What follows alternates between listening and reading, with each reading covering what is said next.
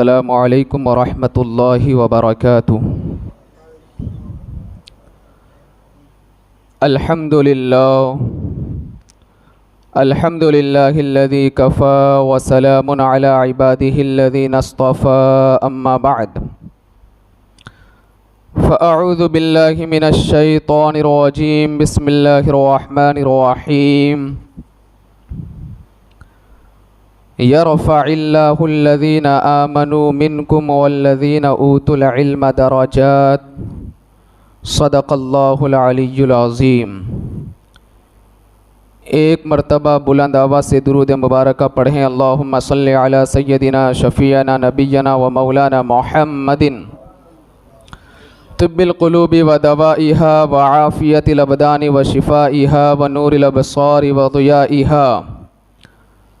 وعلى آلہ وصحبہ دائما ابدا ابدا سرمدا سرمدا، صلی اللہ تعالی علیہ وسلم۔ سب سے پہلے میں آپ تمامی حضرات کو ربیع الآخر کے مہینے کی مبارکبادی پیش کرتا ہوں۔ آج پہلا جمعہ ہے اور آج ہم خراج عقیدت پیش کرتے ہیں ان کی بارگاہ میں جن کے بارے میں امام اہل سنت امام احمد رضا خان علیہ الرحمت والرضوان یوں فرماتے ہیں کہ واہ کیا مرتبہ ہے اے غوث ہے بالا تیرا، واہ کیا مرتبہ ہے اے غوث ہے بالا تیرا، اونچے اونچوں کے سروں سے ہے قدم اعلیٰ تیرا، اور سر بھلا کیا کوئی جانے کہ ہے کیسا تیرا، اولیاء ملتے ہیں آنکھیں وہ ہے تلوہ تیرا، تجھ سے در در سے سگ اور سگ سے ہے مجھ کو نسبت، میری گردن میں بھی ہے دور کا ڈورا تیرا۔ میری مراد پیر لاسانی شہباز لامکانی غوث سمدانی قطب ربانی پیران پیر روشن ضمیر حضرت سیدنا شیخ عبد القادر جیلانی رضی اللہ تعالی عنہ ہے۔ آج کی گفتگو میں آپ کو یہ بتانا چاہوں گا کہ سیدنا غوث اعظم رضی اللہ تعالی عنہ کا علمی مقام اور مرتبہ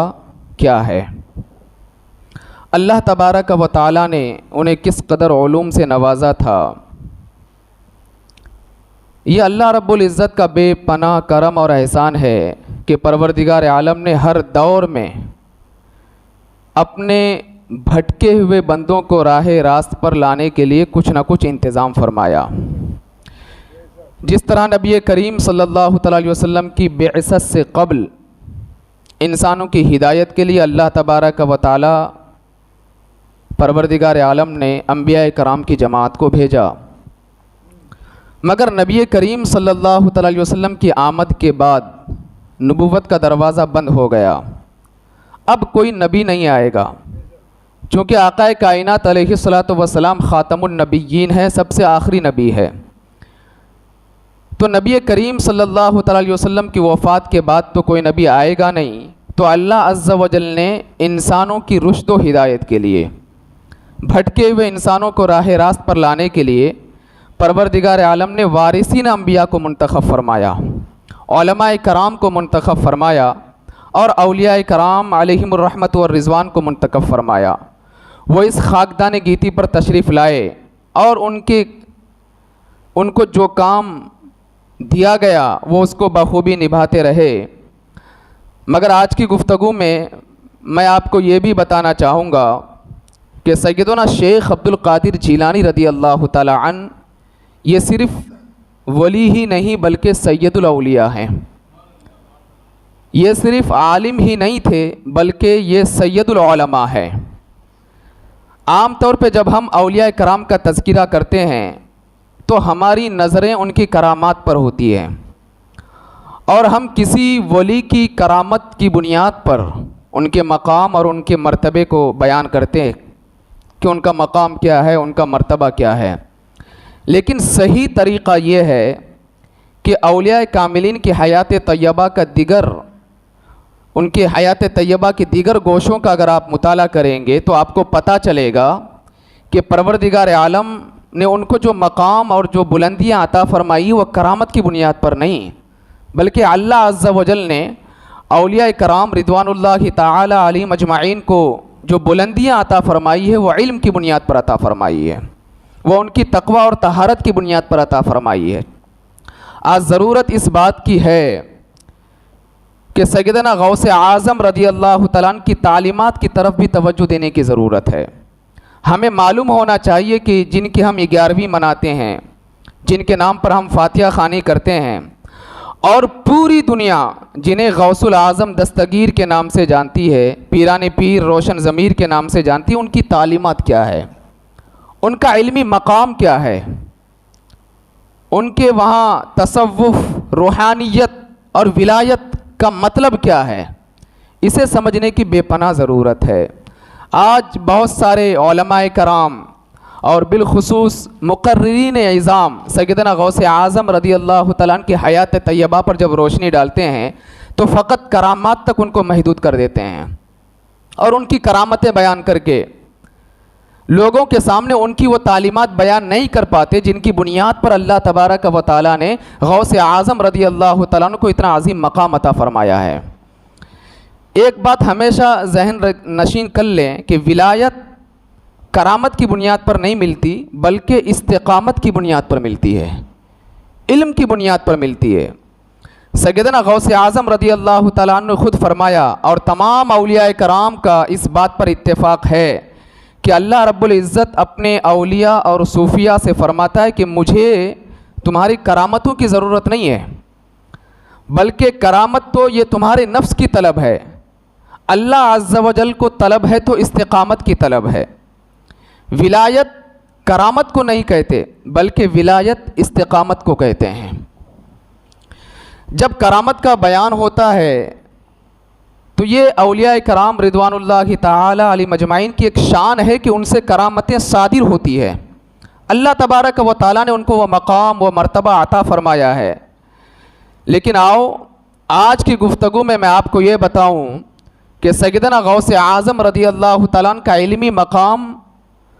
ائمہ مفسرین کے نزدیک، ائمہ محدثین کے نزدیک اور فقہائے کرام کے نزدیک، علماء کرام رضوان اللہ تعالی علیہ مجمعین کے نزدیک ان کا علمی مقام کس قدر ہے۔ ایک بات یاد رکھیں کہ حضور غوث اعظم رضی اللہ تعالی عنہ نہ صرف ولایت میں غوث اعظم تھے، بلکہ وہ علم میں بھی غوث اعظم تھے، وہ علم تفسیر میں بھی غوث اعظم تھے، وہ علم حدیث میں بھی غوث اعظم تھے۔ جب ان کی علم کی مجلس سجتی، ان کی محفل سجتی اور لوگ ان کی محفلوں میں بیٹھتے تو یہ کہنے پر مجبور ہو جاتے کہ اگر کسی تفسیر کے امام کو دیکھنا ہے تو غوث اعظم کو دیکھ لو، کسی حدیث کے امام کو دیکھنا ہے تو غوث اعظم کو دیکھ لو، کسی فقہ کے امام کو دیکھنا ہے تو غوث اعظم رضی اللہ تعالیٰ عنہ کو دیکھ لو۔ اب ایک بات میں آپ کو بتاؤں، ایک عجیب سی بات ہے، آپ سنیں گے تو آپ کو حیران بھی ہوگی اور آپ تعجب بھی کریں گے، شاید کبھی آپ نے سنا بھی نہ ہوگا۔ آپ تو بخوبی جانتے ہیں کہ سلطان صلاح الدین ایوبی یہ ایک عظیم مرد مجاہد کا نام ہے، اسلام کے ایک عظیم سپاہی کا نام ہے، لیکن اللہ اکبر، سلطان صلاح الدین ایوبی نے جب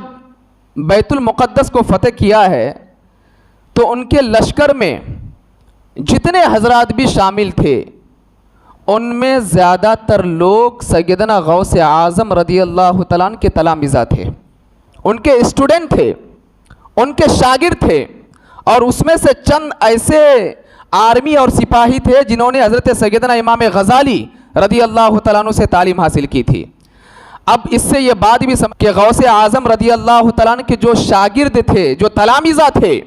جنہوں نے سیدنا غوث اعظم رضی اللہ تعالیٰ عنہ سے تعلیم حاصل کی تھی، وہ صرف عالم ہی نہیں تھے، اور وہ صرف عالم ہی نہیں بنے، وہ صرف مفسر نہیں بنے، وہ صرف محدث نہیں بنے، بلکہ ضرورت پڑنے پر وہ ایک مرد مجاہد بھی بنتے ہوئے نظر آتے ہیں۔ اور ساتھ ہی ساتھ ہمیں یہ بھی پتا چلا کہ سلطان صلاح الدین ایوبی نے جو بیت المقدس کو فتح فرمایا تھا، یہ فیض تھا سرکار غوث اعظم رضی اللہ تعالیٰ عنہ کا، کہ ان کے تلامذہ کی وجہ سے ان کو اللہ تبارک و تعالیٰ نے بیت المقدس کی فتح انہیں عطا فرما دی تھی۔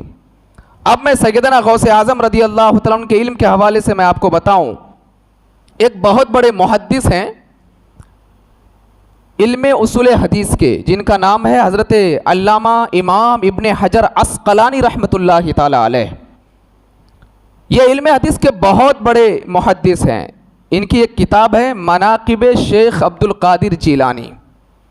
انہوں نے ایک کتاب لکھی ہے جس میں انہوں نے سیدنا شیخ عبد القادر جیلانی رضی اللہ تعالیٰ عنہ کی حیات طیبہ کو بیان فرمایا ہے۔ یہ خود کہتے ہیں کہ جب مجھے پتہ چلا کہ غوث اعظم عبد القادر جیلانی رضی اللہ تعالیٰ عنہ کی جو محفل سجتی ہے اس میں ایک دو نہیں 70,000 کا مجمع ہوتا، اور ان 70,000 کے مجمع میں تقریباً 1000 سے زائد علماء کرام ہوتے، مفسرین کرام ہوتے، محدثین کرام ہوتے، اور علامہ ابن حجر عسقلانی رحمۃ اللہ تعالی علیہ لکھتے ہیں کہ اللہ تبارک و تعالیٰ نے شیخ عبد القادر جیلانی رضی اللہ تعالیٰ عنہ کو وہ قوت گویائی عطا فرمائی تھی کہ سامنے بیٹھنے والا جس قدر آواز کو سنتا، اسی طریقے سے جو سب سے پیچھے بیٹھا رہتا ہے وہ بھی اسی طریقے سے سیدنا شیخ عبد القادر جیلانی رضی اللہ تعالیٰ عنہ کی آواز کو سن لیا کرتا تھا۔ اس دور میں لاؤڈ اسپیکر نہیں ہوا کرتے تھے، لیکن اللہ تبارک و تعالیٰ نے آواز میں وہ طاقت عطا فرمائی تھی، اگر کوئی کوسوں دور بیٹھا ہوتا محفل میں وہ بھی سیدنا شیخ عبد القادر جیلانی رضی اللہ تعالیٰ عنہ کی آواز کو برابر سن لیا کرتا تھا۔ یہ امام ابن حجر عسقلانی فرماتے ہیں کہ میں غوث اعظم رضی اللہ تعالیٰ عنہ کی محفل میں بیٹھا، میں دیکھا کہ انہوں نے ایک آیت کریمہ پڑھی اور اس کی تفسیر انہوں نے بیان کرنا شروع کر دی۔ آپ اندازہ لگائیے، اور اس واقعے کو سننے کے بعد آپ کو پتہ چلے گا کہ آپ صرف حضور غوث اعظم کی کرامتوں کو جانتے ہیں، لیکن آج آپ کو پتہ چلے گا کہ ہمارے غوث صرف کرامتوں کے مالک نہیں تھے، بلکہ علم تفسیر جس پر ناز کرے اس شخصیت کو غوث اعظم رضی اللہ تعالیٰ عنہ کہتے ہیں۔ علامہ ابن حجر عسقلانی کہتے ہیں کہ جب سیدنا شیخ عبد القادر جیلانی رضی اللہ تعالیٰ عنہ مجلس میں بیٹھے، 70,000 کا مجمع تھا، میں بھی اس مجلس میں بیٹھ گیا، حضور غوث اعظم رضی اللہ تعالیٰ عنہ نے ایک آیت کی تلاوت فرمائی، اور تلاوت فرمانے کے بعد اس کی تفسیر انہوں نے بیان کی، ایک تفسیر بیان کی، دوسری تفسیر بیان کی، یہ بھی میں جانتا تھا۔ اسی طریقے سے حضور غوث اعظم رضی اللہ تعالیٰ عنہ نے ایک آیت کی 11 تفسیریں بیان کی، اور میں 11 تفسیروں کو جانتا تھا، لیکن اس سے آگے بڑھ کر کے حضور غوث اعظم نے 12ویں تفسیر اسی آیت کی بیان کی، 13ویں تفسیر بیان کی، یہاں تک کہ ایک آیت کی 40 تفسیر سیدنا غوث اعظم رضی اللہ تعالیٰ عنہ نے بیان فرمائی ہے۔ یہ کون کہہ رہے ہیں؟ یہ امام ابن حجر عسقلانی۔ یہ آج کے دور کے نہیں ہیں، 14ویں صدی کے یہ امام نہیں، 13ویں صدی کے بھی نہیں، 12ویں صدی کے بھی نہیں، آج سے 900 سال پہلے کے امام ابن حجر عسقلانی کہتے ہیں کہ غوث اعظم نے ایک آیت کی تفسیر 40 طریقے سے بیان فرمائی ہے، اور جب 40 طریقے سے بیان فرمائی پھر امام ابن حجر عسقلانی کہتے ہیں، اس کے بعد شیخ عبد القادر جیلانی رضی اللہ تعالیٰ عنہ فرماتے ہیں اب ہم قال کی تفسیر سے حال کی تفسیر بیان کریں گے۔ امام ابن حجر عسقلانی کہتے ہیں کہ جیسے ہی سیدنا شیخ عبد القادر جیلانی رضی اللہ تعالیٰ عنہ نے حال کی تفسیر بیان کرنا شروع کی، اس مجمع میں جتنے لوگ موجود تھے سب وجد میں آ گئے، میں بھی وجد میں آ گیا، اور میں اٹھ کر کے کھڑے ہو کر کے یہ کہنے لگا کہ اگر کسی امام تفسیر کو دیکھنا ہے وہ شیخ عبد القادر جیلانی کو دیکھ لے، یہ تفسیروں کے امام ہمیں نظر آتے ہیں۔ تو سیدنا شیخ عبد القادر جیلانی رضی اللہ تعالیٰ عنہ صرف کرامتوں کی بنیاد پر ان کی پہچان نہیں ہے، علم کی بنیاد پر اللہ نے انہیں اتنا عظیم مقام عطا فرمایا ہے۔ اسی طرح ایک بہت بڑے شاعر تھے، ان کا نام تھا امام یحییٰ بن نجاح الادیب، یہ بہت بڑے شاعر تھے۔ ابو البقاء یہ اپنے کتاب میں بیان کرتے ہیں کہ امام یحییٰ بن نجاح الادیب کو جب پتہ چلا کہ بغداد کی سرزمین پر ایک بہت بڑے عالم دین ہیں جن کی ولایت کے چرچے سب جگہ پھیلے ہوئے ہیں، جن کی مجلس میں بے شمار لوگ بیٹھتے ہیں، میں بھی بہت بڑا ادیب ہوں، بہت بڑا شاعر ہوں۔ یہ امام یحییٰ بن نجا الادیب یہ عربی شاعر تھے اور شعر میں ان کو بڑی مہارت حاصل تھی۔ انہوں نے سوچا کہ میں بھی اس مجلس میں جاؤں گا اور جا کر کے بیٹھوں گا، دیکھتا ہوں کہ شیخ عبد القادر جیلانی رضی اللہ تعالیٰ عنہ کتنے ایسے اشعار اپنے بیان میں بولتے ہیں۔ آج میں جا کر کے نوٹ کرنا چاہوں گا، چونکہ عام طور پہ آدمی جس چیز پر زیادہ مہارت رکھتا ہے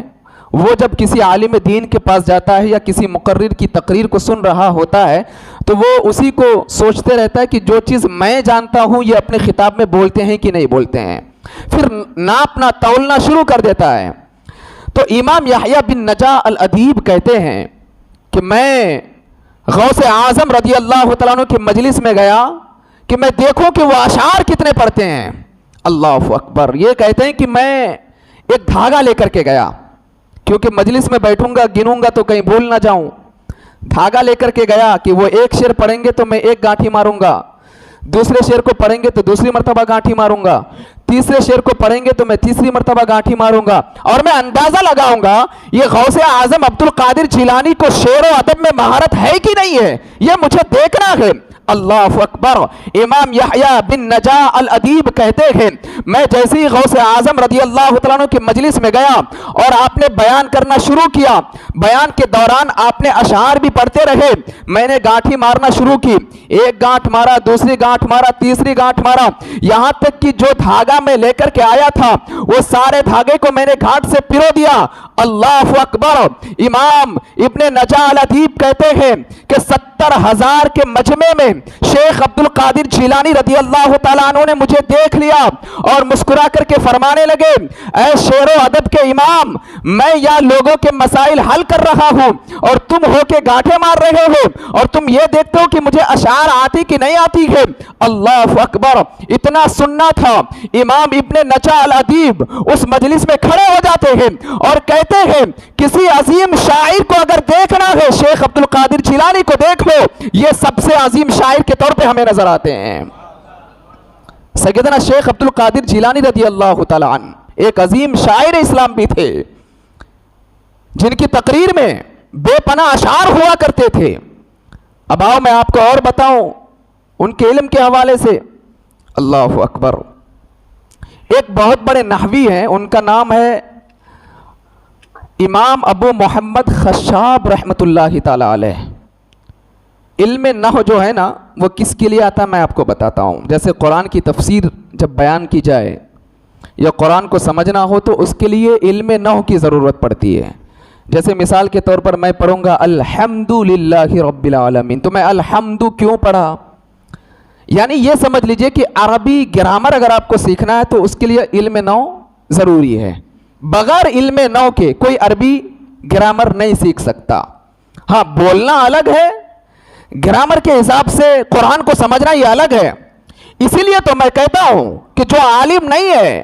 وہ قرآن کی تفسیر میں جائے ہی نہ، جب تک اس کے پاس علم نحو نہ ہو، جب تک اس کے پاس علم صرف نہ ہو، اسے جب پتہ ہی نہ چلے کہ یہاں پر یہ حرکت کیوں ہے، زبر کیوں ہے، پیش کیوں ہے، تشدید کیوں ہے، یہ صرف وہی بتا سکتا ہے جو علم نحو میں مہارت تامہ جو ہے رکھتا ہے۔ جس کے پاس علم نحو ہو، جس طرح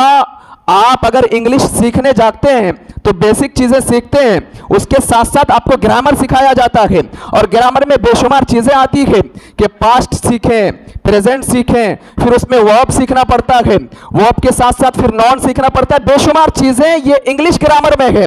تب جا کر کے تھوڑی بہت نالج آپ کو انگلش کی آتی ہے۔ مجھے بتاؤ وہ نوجوان واٹس ایپ میں صرف حدیثیں پڑھ لیتا ہے، کہاں سے اس کو علم ادب آ جائے، کہاں سے وہ علم نحو آ جائے، کہاں سے علم صرف اس کے پاس آ جائے؟ اس کے لیے مدارس کا رخ کرنا پڑے گا، اس کے لیے علماء کے بارگاہ میں جانا پڑے گا، تب جا کر کے عربی گرامر تمہیں سمجھ میں آئے گی۔ جب تم عربی گرامر سمجھ لو گے تب جا کر کے تمہیں حدیثوں کی تشریح سمجھ میں آئے گی، تب جا کر کے تمہیں قرآن مجید کی تفسیر سمجھ میں آئے گی۔ آج نہ علم ادب ہے، نہ علم نحو ہے، نہ علم صرف ہے، ہر ایرو غیرو نتھو آ کر کے کلام مجید کی تفسیر بیان کرتا ہے۔ ایک بات یاد رکھیں، اللہ اکبر! آقا کائنات علیہ الصلوۃ والسلام ارشاد فرماتے ہیں من فسر القرآن برأیہ فقد ضل، کہا کہ جو کلام مجید کی تفسیر اپنی رائے سے بیان کرے وہ گمراہ ہو جاتا ہے، اللہ تبارک و تعالیٰ اسے ایمان کی دولت سے محروم فرما دیتا ہے۔ یہ ہر ایرو غیرو نتھو کو اجازت نہیں ہے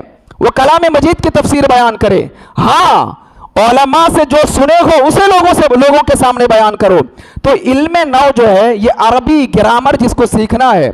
جو عربی گرامر میں مہارت رکھنا چاہتا ہے، اس کے لیے دو علم کی بے حد ضرورت ہے، ایک ہے علم نو اور ایک ہے علم صرف۔ تو یہ جو امام تھے، امام محمد خشاب رحمت اللہ تعالی علیہ، ان کو علم نحو میں بڑی مہارت تھی۔ انہوں نے سوچا کہ میں نے بہت سنا ہے کہ بغداد میں ایک بہت بڑے عالم دین ہیں جن کا نام عبد القادر جیلانی ہے، ان کی مجلس میں 40,000 50,000 60,000 70,000 لوگ بیٹھتے ہیں، بہت میں نے سنا ہے، چلو جا کر کے میں بھی دیکھتا ہوں کہ واقعی ان کے پاس علم ہے کہ نہیں ہے، دیکھوں گا علم نو کہ کس قدر ان کو مہارت ہے۔ یہ امام ابو محمد خشاب یہ گئے حضور غوث اعظم رضی اللہ تعالیٰ عنہ کی مجلس میں، سیدنا شیخ عبد القادر جیلانی رضی اللہ تعالیٰ عنہ آپ خطاب فرماتے ہیں، اور امام محمد خشاب دل ہی دل میں سوچنے لگے آج کا دن بیکار ہو گیا، علم نو کی کوئی جھلکی تو ان کی تقریر میں نظر ہی نہیں آئی، کچھ پتہ ہی نہیں چلا۔ اللہ اکبر، 70,000 کے مجمع میں سیدنا شیخ عبد القادر جیلانی رضی اللہ تعالیٰ عنہ فرماتے ہیں، یہ محمد خشاب خود ذکر کرتے ہیں اپنی کتاب میں کہ حضور غوث اعظم فرماتے ہیں اے محمد خشاب کھڑے ہو جاؤ، میں اللہ کا ذکر بیان کر رہا ہوں، یہ ذکر کی مجلس سجی ہے اور تو علم نو کے بارے میں کہتا ہے، آجا میرے قدموں کے پاس بیٹھ، جو میرے قدموں میں بیٹھا کرتا ہے میں اسے علم نو کا امام بنا دیا کرتا ہوں۔ اور امام محمد خشاب کہتے ہیں میں حضور غوث اعظم کے قدموں میں جا کر کے بیٹھا تو مجھے ایسا محسوس ہوا کہ پروردگار عالم نے علم نو کے سمندر کو میرے دماغ میں سمو دیا ہے اور اللہ نے ان کے قدم کے صدقے میں مجھے علم نو کا امام بنا دیا ہے۔ یہ غوث اعظم رضی اللہ تعالیٰ عنہ، یہ ان کا علمی مقام ہے،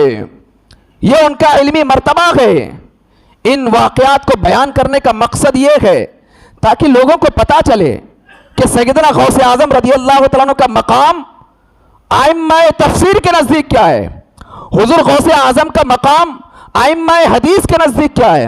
حضور غوث اعظم کا مقام فقہاء کرام کے نزدیک کیا ہے، حضور غوث اعظم کا مقام علماء کرام کے نزدیک کیا ہے۔ بہت سارے لوگ غلط فہمی میں مبتلا ہیں کہ بریلی کے تاجدار امام اہل سنت نے گھڑ کر کے حضور غوث پاک کے بارے میں بیان فرمایا، یا ان کے عقیدت مند کچھ لوگ ہیں جو اپنی طرف سے حضور غوث پاک کی سیرت بیان کرتے ہیں۔ میں نے یہاں پر حضور غوث پاک کی تعلیم اور علم کے حوالے سے جتنی بھی باتیں بتائی ہیں یہ اس صدی کا نہیں بلکہ آج سے 900 سال پہلے کے محدثین نے، مفسرین نے، علماء کرام نے اور اس دور کے فقہاء کرام نے حضور غوث پاک کی شان میں جو قصیدے بیان کیے ہیں وہ میں نے آج آپ کے سامنے بیان کیا ہے۔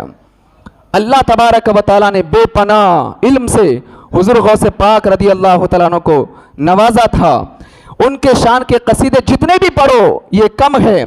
کتنے ایسے لوگ تھے جو چور تھے، ان کی بارگاہ میں گئے، اللہ نے ان کے صدقے میں انہیں وقت کا ولی بنا دیا ہے۔ چور تھے، ان کے بارگاہ میں گئے، اللہ نے ان کے صدقے میں ان کو قطب بنا دیا ہے۔ کتنے ایسے لوگ تھے جو راہ راست سے بہکے ہوئے تھے، ان کی بارگاہ میں گئے تو پروردگار عالم نے انہیں ایک عظیم مقام عطا فرما دیا ہے۔ لیکن ایک بات ہمیشہ اپنے ذہن و دماغ میں بٹھائیں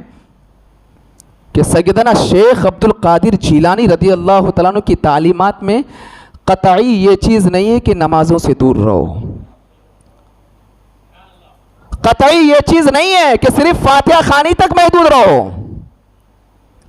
بلکہ آپ سیدنا شیخ عبد القادر جیلانی رضی اللہ تعالیٰ عنہ کی سیرت کو پڑھیں گے تو یہاں تک ملتا ہے کہ جو نمازوں کی پابندی نہ کرے، میں عبد القادر جیلانی کہتا ہوں اسے مسلمانوں کے قبرستان میں دفن نہ کرنا۔ اب اگر آپ 11ویں مناتے ہیں یا ان کے نام پر فاتحہ خوانی کرتے ہیں، اس سے پہلے آپ یہ ارادہ کر لیں، نیت کر لیں میں غوث اعظم کے نام پر فاتحہ خوانی اسی وقت کروں گا جب میں نماز پنج گانا با جماعت ادا کروں گا۔ جب میں نمازوں کی پابندی کروں گا، جب میں ان کی سیرت کے مطابق زندگی گزاروں گا۔ ارے حضور غوث اعظم کا عمل تو یہ تھا، ان کی پوری زندگی کو پڑھو، ان کا ایک لمحہ بھی سنت رسول کے خلاف نہیں گزرا ہے۔ آؤ میں آپ کو بتاتا چلوں، بغداد کی سرزمین پر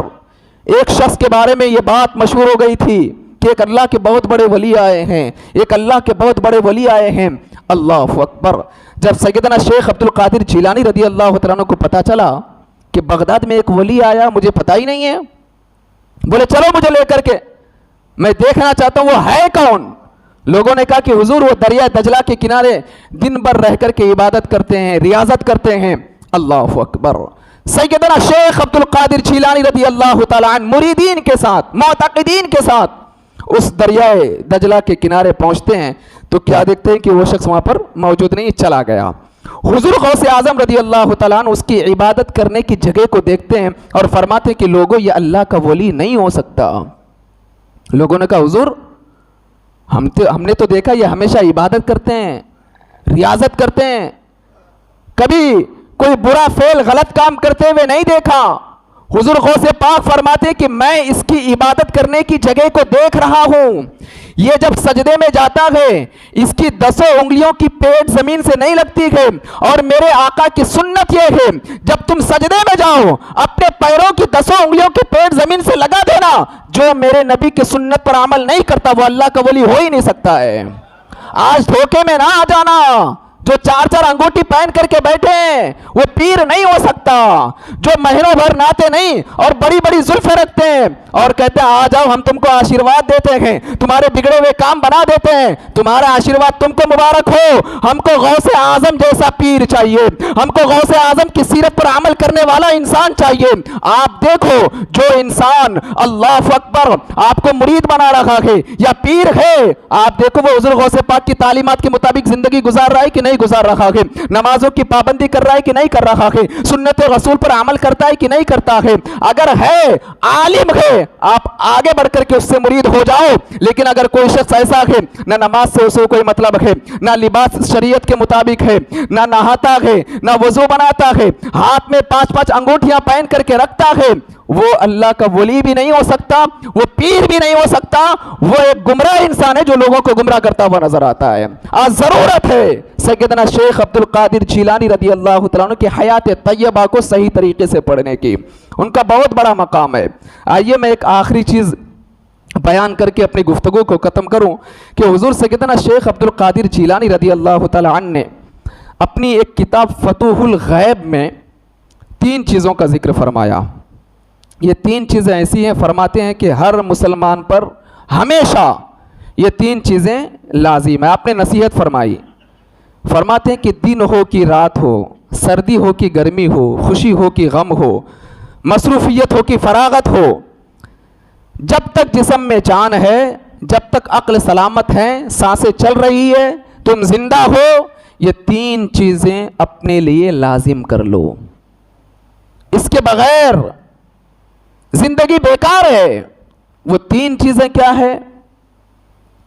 وہ آپ سنیں اور اس پر عمل کر کے جائیں۔ اگر واقعی آپ غوث اعظم سے محبت کرتے ہیں، اگر واقعی آپ ان کے چاہنے والے ہیں، تو فرماتے ہیں سب سے پہلی چیز یہ ہے کہ شریعت کے حکم پر عمل کرنا۔ شریعت نے جو بات کہہ دی بغیر سوچے سمجھے اس کو ایکسپٹ کر لو، اس پر عمل کر لو۔ اور دوسری چیز فرماتے ہیں کہ ہر اس بات سے بچنا جس سے شریعت نے منع کیا ہے۔ اور تیسری چیز فرماتے ہیں تقدیر پر ہمیشہ راضی رکھنا، اللہ جس حال میں رکھے ہمیشہ خوش رہو، اللہ کی بارگاہ میں کبھی شکایت نہ کرنا۔ حضور غوث اعظم فرماتے ہیں جب تک تمہاری جسم میں جان ہے، جب تک سانسیں چل رہی ہے، جب تک تم زندہ ہو، ان 3 چیزوں کو ہمیشہ اپنے لیے لازم کر لینا، تم دنیا میں بھی کامیاب رہوگے اور آخرت میں بھی کامیاب رہوگے۔ اللہ تبارک و تعالی مجھ کو اور آپ کو سیدنا شیخ عبد القادر جیلانی رضی اللہ تعالیٰ عنہ کی حیات طیبہ پر عمل کرنے کی توفیق عطا فرمائے۔